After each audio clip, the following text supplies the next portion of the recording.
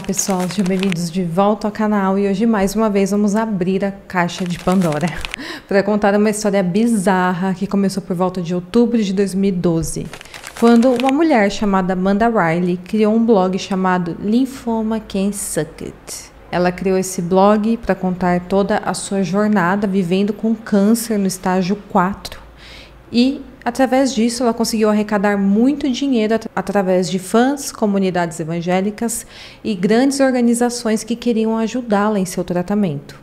O problema é que nem tudo é o que parece. E antes de você continuar assistindo o vídeo, como sempre, eu vou pedir para você não se esquecer de curtir o meu vídeo, se inscrever aqui no meu canal, para você acompanhar todos os casos que nós postamos. Nós estamos postando de 2 a 3 casos por semana, então se inscreva para você não perder nada. Eu também abri aqui a possibilidade de você se tornar um membro do canal, que é uma forma de apoio no meu trabalho. E com isso você terá acesso a vários benefícios. E ano que vem, se você se tornar membro, você terá um vídeo exclusivo por mês. Então, clica no primeiro link aqui da descrição e vire um membro. E para quem sempre me pede quais batons eu uso, quais maquiagens eu uso aqui nos meus vídeos, eu deixei o link aqui na descrição com todas as maquiagens que eu uso para que você já possa clicar e comprar. Eu também tenho indicações de livros para vocês, então você clica aqui na minha loja da Amazon que vai estar na descrição desse vídeo para que você possa acessar e escolher lá alguns presentinhos de Natal para os seus amigos, para os seus familiares. Também me siga nas minhas redes sociais que vão estar aqui na tela, nas redes sociais de fotos. Eu também posto casos exclusivos mais curtinhos lá para vocês, então me acompanhem por lá também. Então é isso, fiquem comigo até o final do vídeo e bora pro caso de hoje.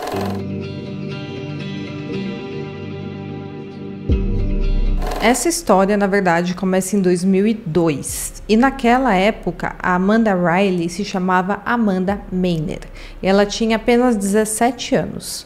Ela era uma estudante universitária que morava em São Francisco, na Califórnia, e foi nessa época que ela foi apresentada à família Riley. Essa família estava procurando por alguém que eles poderiam trazer para suas vidas para ajudar a motivar a filha deles, chamada Jimmy. Então, eles queriam encontrar uma amiga para Jimmy para dar-lhe um pouco de sensação de normalidade. E por que isso? Porque com apenas 8 anos de idade, a Jimmy tinha sido diagnosticada com leucemia. E ela estava tão doente que ela teve que se isolar da sociedade na maior parte do tempo, porque se ela tivesse contato com qualquer tipo de vírus, como por exemplo uma gripe ou então alguma bactéria, isso poderia fazer com que ela não sobrevivesse. E claro que estava sendo um processo muito difícil para Jimmy e para sua família. A sua mãe Alita e também o seu padrasto Corey tentaram fazer de tudo para que aquela situação difícil melhorasse de alguma forma. Então eles queriam trazer alguma alegria para a filha deles. E na verdade foi a irmã da Alita que disse que conhecia a pessoa perfeita para ser uma boa companhia para Jimmy. E essa pessoa era a Amanda. A irmã da Alita conhecia a Amanda da academia local e ela disse que a Amanda era uma menina muito legal, muito simpática e que estava sempre por lá praticando os passos das team leaders.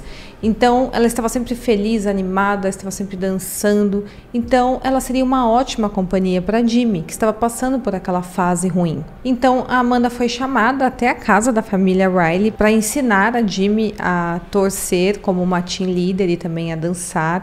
E também ali para passar algum tempo com ela. E assim que ela conheceu a família Riley, ela se tornou muito próxima deles. Todos a amavam, incluindo a filha de 6 meses da Alita, chamada Jessa. E deu muito certo aquela amizade durante muitos anos. Os anos então se passaram, as meninas cresceram e a Amanda continuou fazendo parte da vida da família, como se ela fosse ali uma irmã mais velha, que era exatamente como a família a descrevia. Exatos 2 anos se passaram desde que Amanda tinha entrado na vida da família e o Corey, um belo dia, decidiu pegar suas coisas e ir embora. Ele abandonou sua esposa, a sua filha e sua enteada, que estava doente. E tudo isso aconteceu muito repentinamente, foi um choque para toda a família. E foi algo tão de repente que acabou pegando a própria Alita de surpresa, porque o marido dela foi embora enquanto ela estava trabalhando. E quem a avisou do que estava acontecendo foi a sua filha, a Jimmy. A Jimmy diz hoje em dia que, na verdade, o seu padrasto nunca foi um cara muito legal na realidade. Ela disse que era muito clara a preferência que ele tinha por sua filha biológica, entre ela e a sua filha biológica, que é a Jessa. E ela falou que a Jessa sempre ganhava os melhores presentes de Natal e, na verdade, ele dava os presentes mais baratos para Jimmy, que não era filha biológica dele. E é claro que é muito difícil para uma criança se sentir menos importante, também menos amada por alguém da sua própria casa. Isso, a Jimmy falou que ia além dos presentes. O Corey fazia refeições para ele e para Jessa, mas ele simplesmente se esquecia de oferecer essas refeições para Jimmy. Então, era muito estranho. Afinal de contas, a Jimmy estava sendo criada como se fosse filha dele e ela estava doente. Então, obviamente, para Jimmy não foi uma surpresa quando ele decidiu pegar as coisas dele e simplesmente ir embora. Ela já tinha visto que ele era um cara completamente egoísta.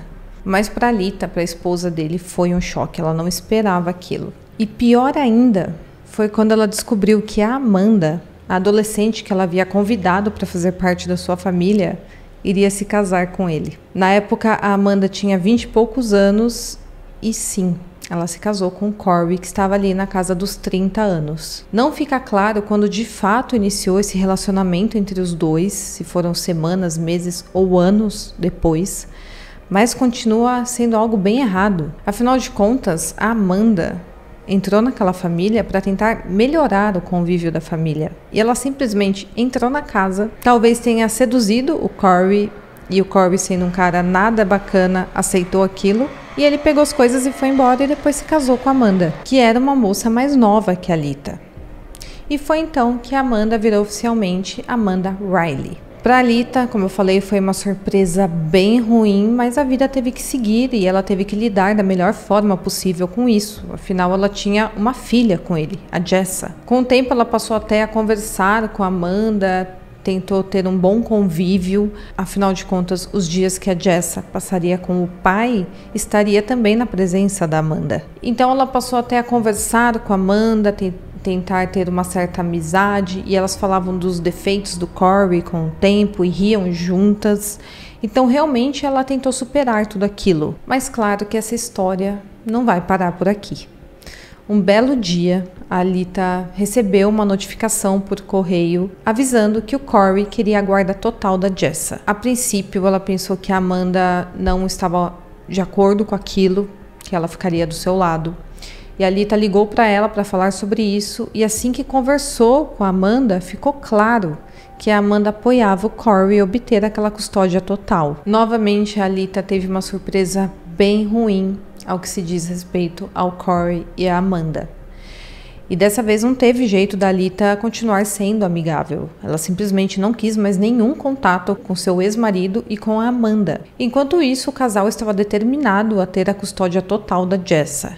Eles estavam dispostos a arruinar a reputação da Alita para conseguir o que queriam. Essa briga pela custódia da Jessa durou anos.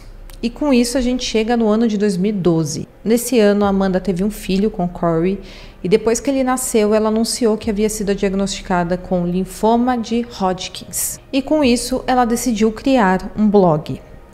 Nessa época, estava começando essa coisa de blogs na internet e ela criou o blog dela com o nome Linfoma Pode Ser Uma Merda. Em inglês, né? Obviamente. E tinha um post que dizia o seguinte: minha história, nossa jornada.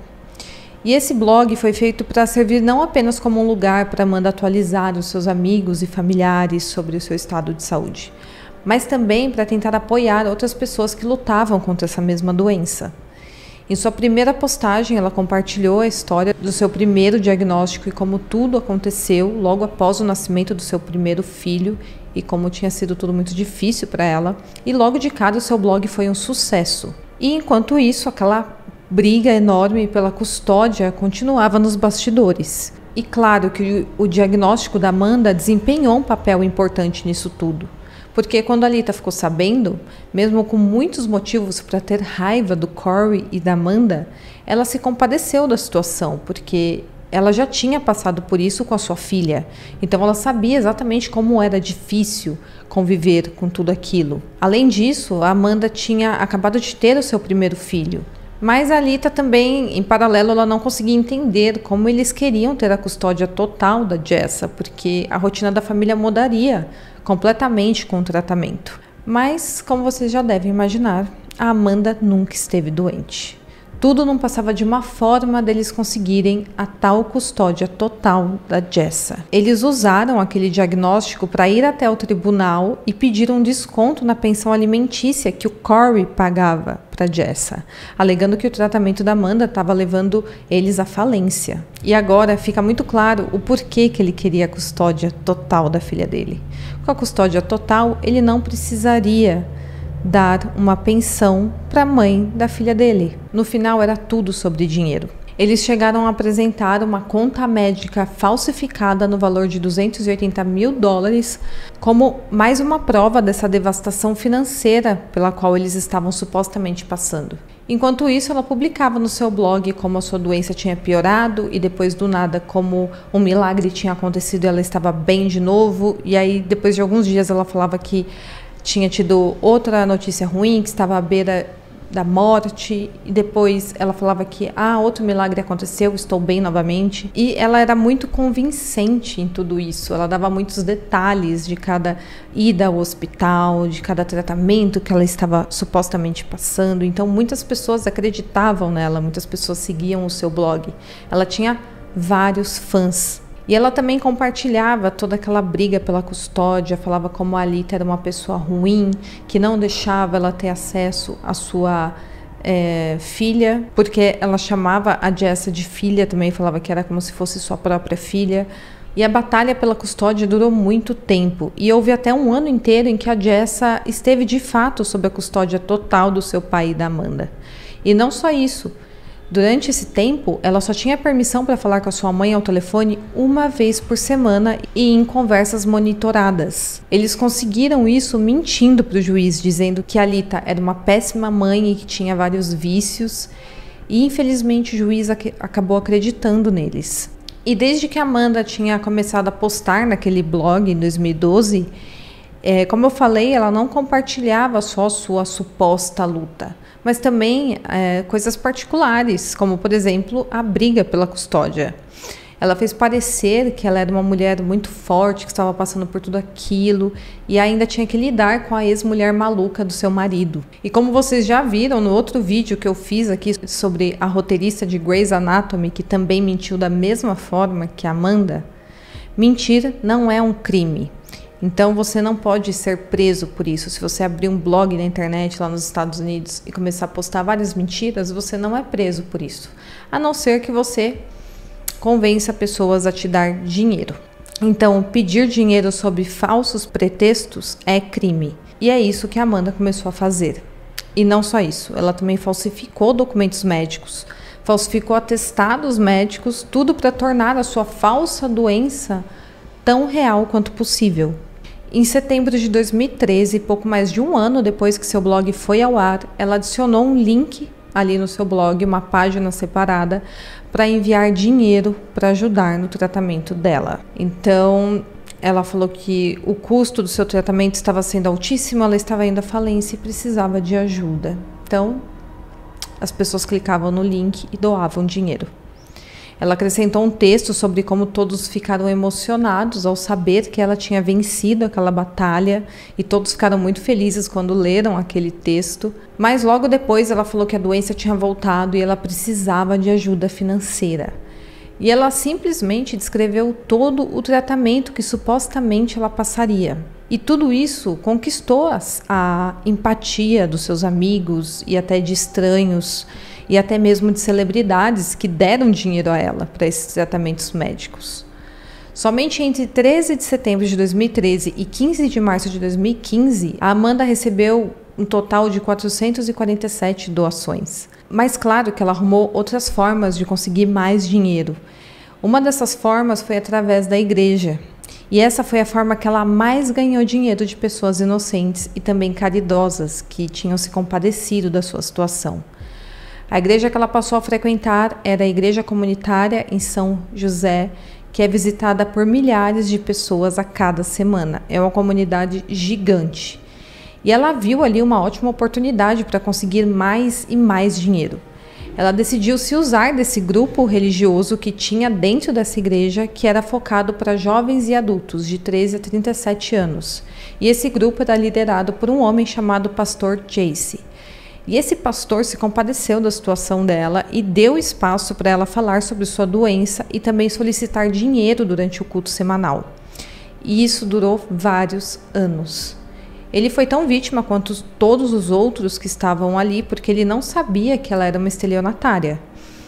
E com isso, ela foi ficando cada vez mais conhecida em toda a região, também na internet e na comunidade da igreja.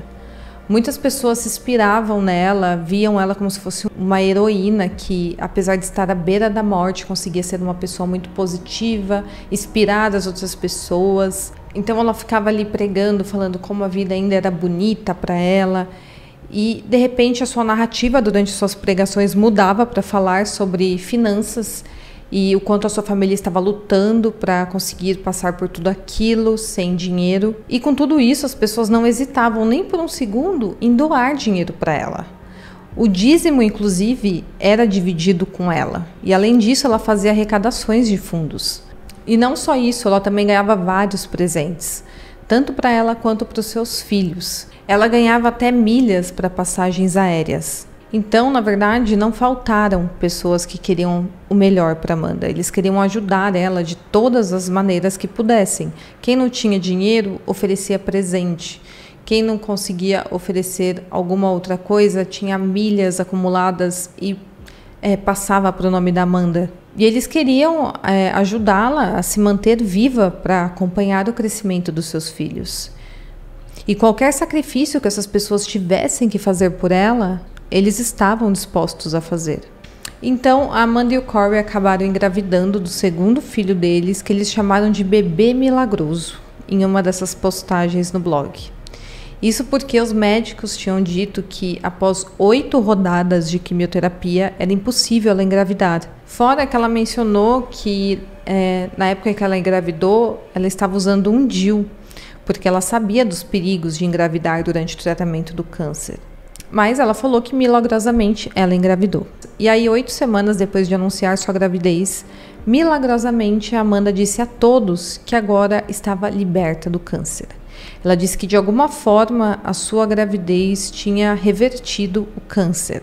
E aí, com 38 semanas de gravidez, ela simplesmente falou que o câncer tinha voltado. E que dessa vez tinha se espalhado pelos seus pulmões e que tinha sido reclassificado como estágio 4. Ela falou então que mesmo grávida ela teria que continuar o tratamento, mas que de uma forma milagrosa aquele tratamento não estava afetando o seu bebê.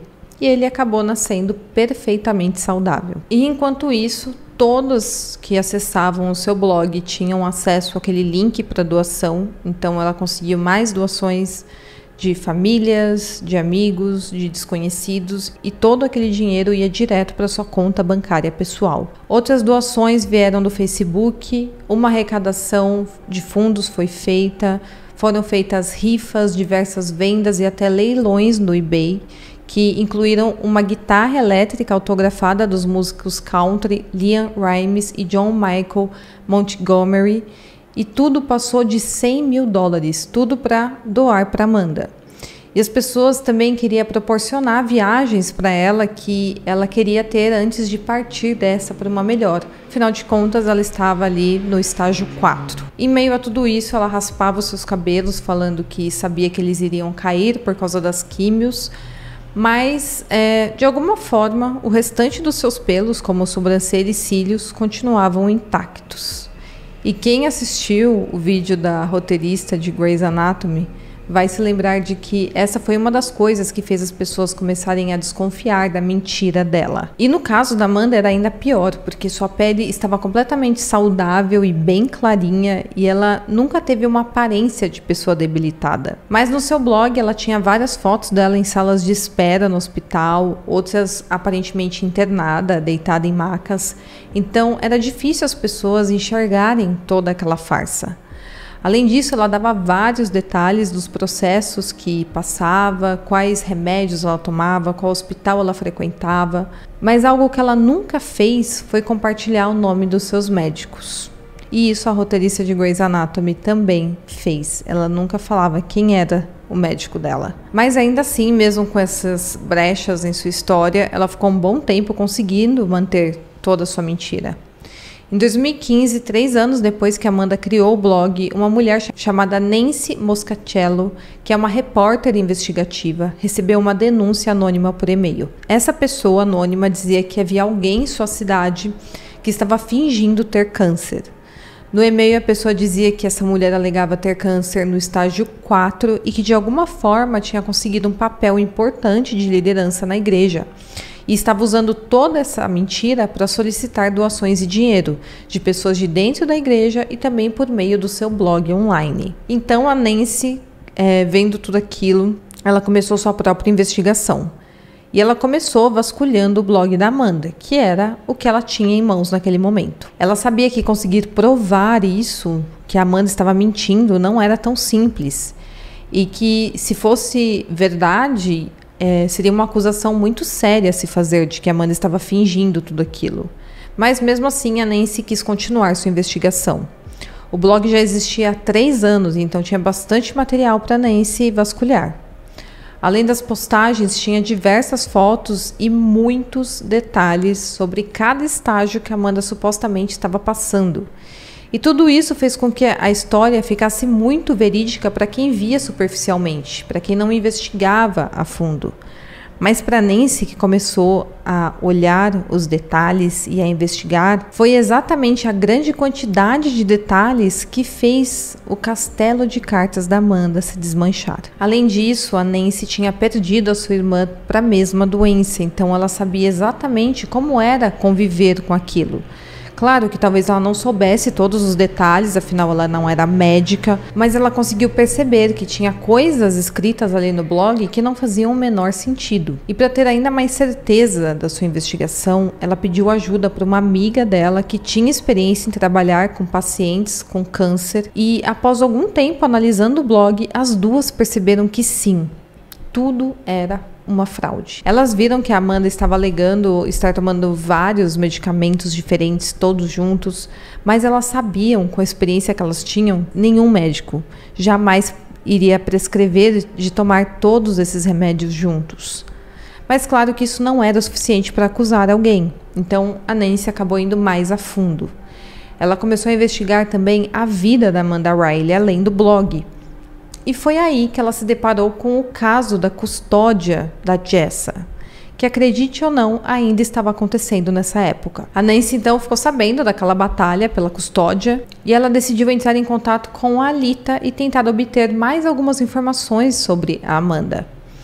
Ela ligou para a Alita com todo o cuidado do mundo, afinal de contas ela não sabia se a Alita era próxima da Amanda, se era amiga da Amanda, mas ela tentou a sorte. E quando ela conversou com a Alita contou tudo o que a Amanda e o Corey tinham feito. E também de todas as mentiras inventadas perante o juiz. Sobre ela ser viciada, sobre ela ser uma péssima mãe. A Nancy então tentou dar uma investigada nos registros públicos sobre a Amanda e o Corey. E uma observação particularmente bem interessante ocorreu enquanto ela revisava os registros de falência da Amanda e do seu marido, onde eles pediam o desconto na pensão alimentícia da Jessa. O que acontece é que o casal alegou várias vezes em documentos do Tribunal da Família que estavam endividados devido ao diagnóstico de câncer da Amanda por causa de todo o tratamento. Porém, as páginas e mais páginas de dívidas apresentadas, que totalizavam o valor de $200 mil, não eram em despesas médicas. Na verdade, tinha pouquíssimas despesas médicas naquelas dívidas. Então, essa foi outra bandeira vermelha. A investigação da Nancy durou alguns anos e ela acompanhou toda a jornada da Amanda pelo seu blog. E ela descobriu outras coisas bem estranhas sobre a Amanda. Ela descobriu que a Amanda já tinha fingido ter câncer 2 anos antes de iniciar o seu blog. Em 2010, ela e o Corey contaram a uma amiga e também ao seu marido que estava com aquele câncer em estágio 4 e que tinha apenas cerca de 6 meses de vida. E obviamente sua amiga ficou chocada e arrasada ao ouvir essa notícia, mas Com o passar do tempo, ela foi ficando desconfiada daquela conversa. Uma vez ela conta que a Amanda foi até a casa dela para elas entrarem na piscina juntas e se divertir um pouco, e ela percebeu que a Amanda estava com um pequeno curativo assim atrás da orelha, e ela perguntou o que era aquilo. E a Amanda disse que mais cedo, naquele mesmo dia, ela teve que drenar um líquido do seu cérebro. Mas, estranhamente, a Amanda estava perfeitamente bem no mesmo dia e nadando na piscina. Essa amiga dela percebeu que as coisas não batiam, ela ficou bem desconfiada e ela acabou entrando em contato com outra amiga dela que estava trabalhando na oncologia e perguntou se alguém que tinha acabado de drenar fluidos do cérebro poderia nadar no mesmo dia. E a amiga dela falou que, obviamente, não. Que mexer na cabeça de alguém é algo muito sério, não pode receber alta no mesmo dia e, além de tudo, estar fazendo esforço físico. Então, essa foi uma das mentiras inventadas antes do blog. E aí chegou 2012 e a Amanda disse a essa amiga que estava grávida. E essa amiga da Amanda já estava tão cansada daquelas mentiras, ela já estava percebendo, e ela disse o seguinte: olha, eu pensei que você estava à beira da morte. E aí ela disse mais um absurdo para a amiga dela. Ela disse que a gravidez estava revertendo a doença, conforme ela também falou no blog dela anos depois. Outra mentira absurda que ela inventou é que ela iria participar de um ensaio clínico do medicamento Keytruda e que os médicos teriam dito a ela que esta era a sua última esperança. Mas o problema é que esse remédio, segundo a Amanda, custava $12 mil por mês e ela teria que usá-lo por vários meses.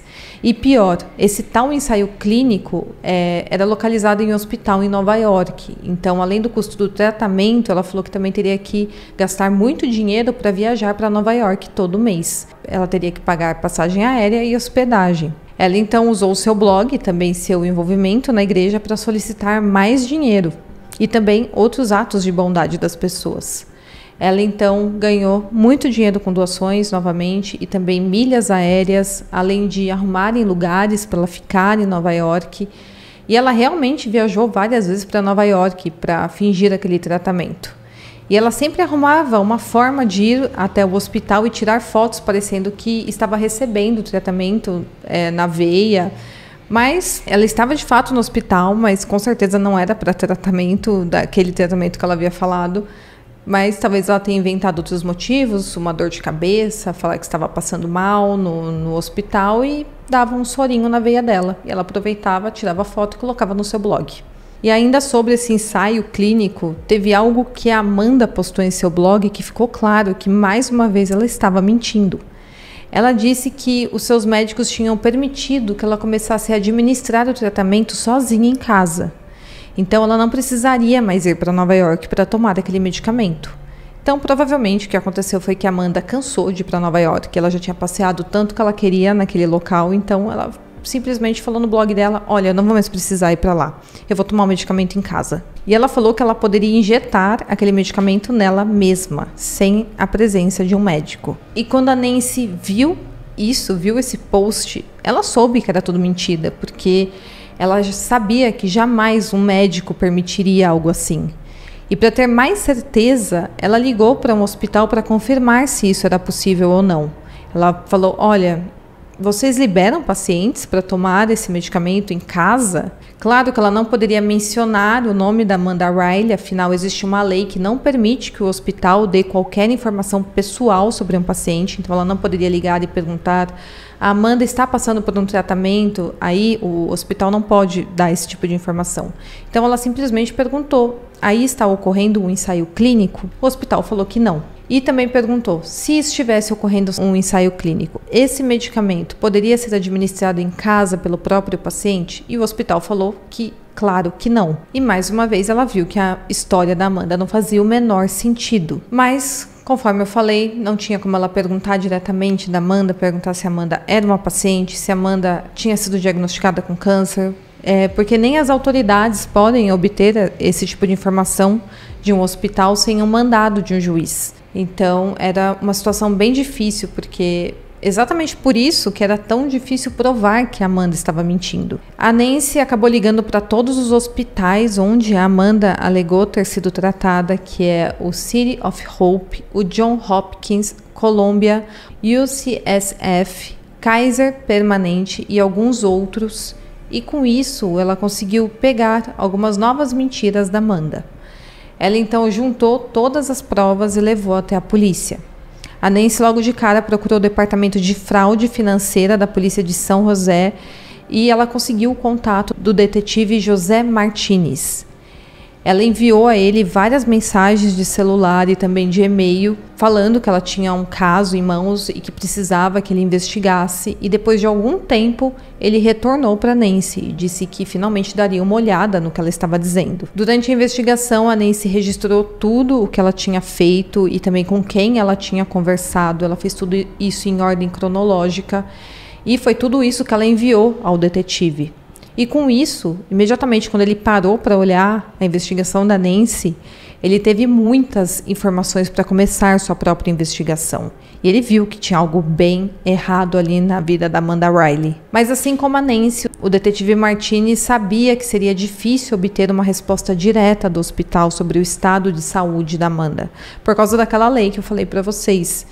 Então, em vez de fazer perguntas especificamente sobre a Amanda, a Nancy e o detetive Martinez ligaram outras vezes para equipes médicas e para hospitais para fazer perguntas genéricas, como por exemplo, como faz esse tipo de procedimento? É possível fazer em casa esse procedimento? Tem ensaio clínico em andamento? E dessa forma, eles conseguiram verificar a versão dos acontecimentos que a Amanda postava em seu blog, sem precisar solicitar ao hospital o histórico médico da Amanda. Com todas as informações que precisava e depois de meses, o detetive conseguiu entrar em contato com o IRS, que é o Serviço de Receita Federal dos Estados Unidos.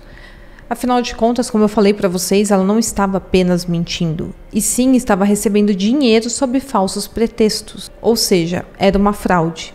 Diante da denúncia, o IRS teve que conduzir a sua própria investigação para provar que todas as doações tinham sido solicitadas em cima daquele falso pretexto. Uma mulher chamada Arlette Lee foi a agente especial da Receita Federal que se envolveu no caso. E depois de se sentar e conversar com o detetive Martinez, ela decidiu que esse era um caso que ela precisava investigar. E ela pegou o caso para investigar, mas a partir daquele momento aquilo era sigilo total, afinal de contas tinha virado agora uma investigação federal. Então agora a Nancy não teria acesso a mais nada. Essa investigação levou semanas, meses e até anos, e a Nancy não tinha mais nenhuma informação sobre o andamento do caso. Mas, obviamente, ela estava torcendo para que o golpe da Amanda acabasse se tornando público. Afinal de contas, dia após dia, a Amanda estava ficando cada vez mais famosa e conseguindo cada vez mais doações. E como a Alita tinha o contato com a Nancy, ela sabia de tudo o que estava acontecendo. E aquela tal batalha pela custódia da Jessa ainda estava acontecendo. Então, como ainda estava acontecendo e a Alita ficou sabendo que a Amanda estava sendo investigada, essa era a oportunidade perfeita para demonstrar para o juiz que a Amanda provavelmente era uma golpista e que estava sendo investigada pelo governo federal. Mas claro que levando isso para o tribunal, a Amanda ficaria sabendo de tudo, inclusive da investigação. Mas a Alita decidiu que iria fazer isso, teve o aval da Nancy e foi exatamente isso que aconteceu. E assim que a Amanda ficou sabendo disso, ela começou a publicar posts em seu blog sobre como era difícil, além de lutar contra aquela doença, estar no meio de uma complicada batalha pela custódia da sua enteada. E ela falou que pior, que agora ela tinha uma inimiga que estava tentando arruinar a sua vida. E claro que muitas pessoas acreditaram nela. Ela falou que, na verdade, a Alita estava falando por aí que ela era uma golpista, que estava fingindo estar doente e que era amiga dessa Nancy, que era a repórter investigativa, e que as duas juntas estavam tentando arruinar sua reputação. E claro que com tantos anos na internet, formando sua base de aliados e de fãs, todos que acompanhavam a Amanda continuaram acreditando nela. E com isso, a Alita e a Nancy receberam vários ataques online. Por volta de 2016 ou 2017, um mandado de busca foi executado na casa da Amanda e a equipe da SWAT e também agentes especiais da Receita Federal entraram na casa dela e levaram várias caixas de coisas que eles usariam como evidências. Logo, isso foi publicado em jornais e também em redes sociais, e logo todo mundo ficou sabendo que a Amanda estava sendo investigada. Mas ela teve coragem de aparecer novamente e dizer que, na verdade, aquilo não passava de um erro de identidade. Ela falou que tinha outra Amanda Riley, também com a mesma doença, sendo investigada pelo governo federal. Então ela falou que eles apenas tinham errado a identidade dela. E nessa altura a Amanda estava vendo que as coisas estavam ficando ruins pro lado dela e ela estava fazendo de tudo para desfazer tudo aquilo. Ela então entrou com uma ação judicial contra a Nancy por assédio civil e pediu uma ordem de restrição contra ela. A Amanda queria que a Nancy fosse proibida de entrar em contato com a sua família, com seus amigos, com seus colegas de trabalho. Então, basicamente, com qualquer um que ela conhecesse. E ela tinha vários argumentos diferentes para tentar convencer o juiz. Inclusive, ela disse que a Nancy tinha feito com que ela e o Corey fossem demitidos dos seus empregos.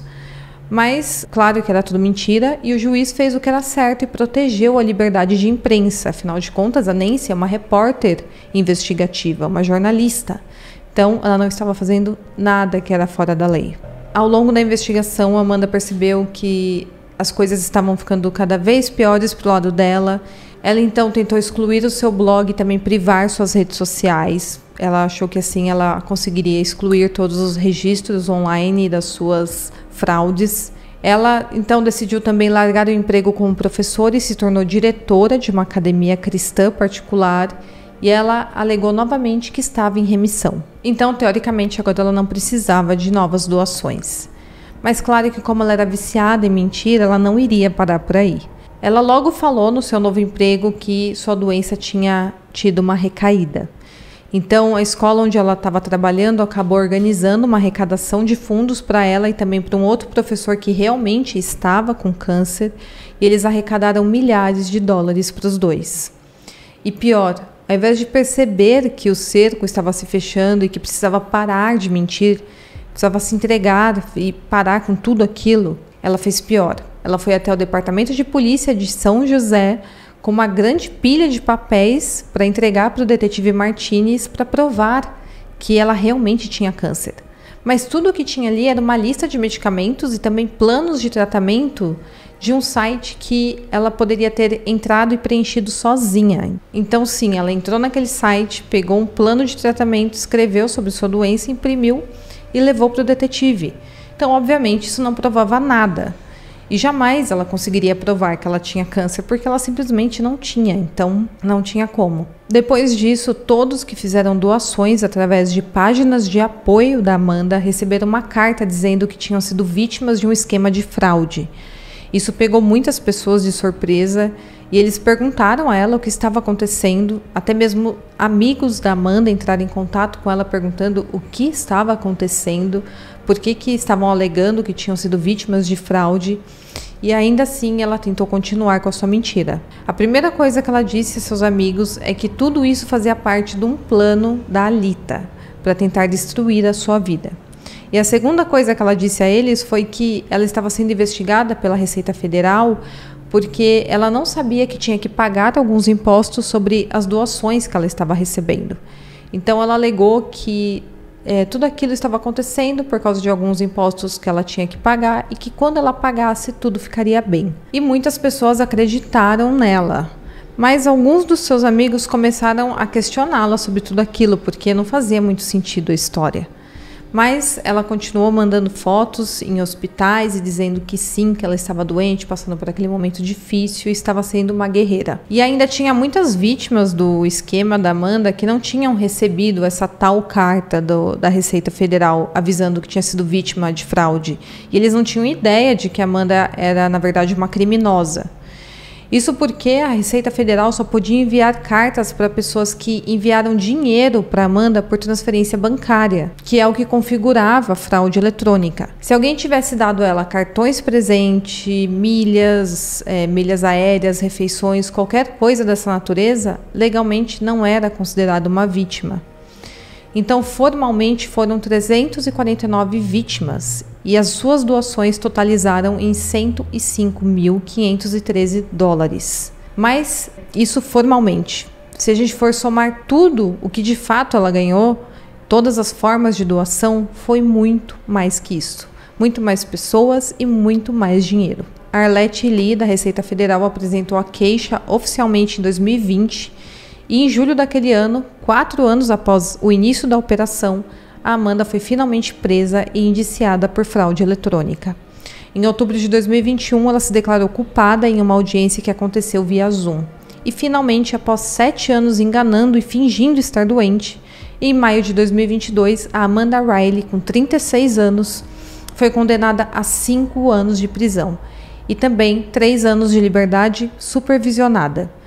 Além disso, ela vai ter que pagar e restituir todas as suas vítimas naquele valor de $105 mil. Atualmente, ela está cumprindo pena em uma prisão federal em Fort Worth, no Texas. E esse caso fez história na Receita Federal dos Estados Unidos por ser a primeira condenação financeira de alguém que fingiu ter câncer para fins de arrecadação de fundos.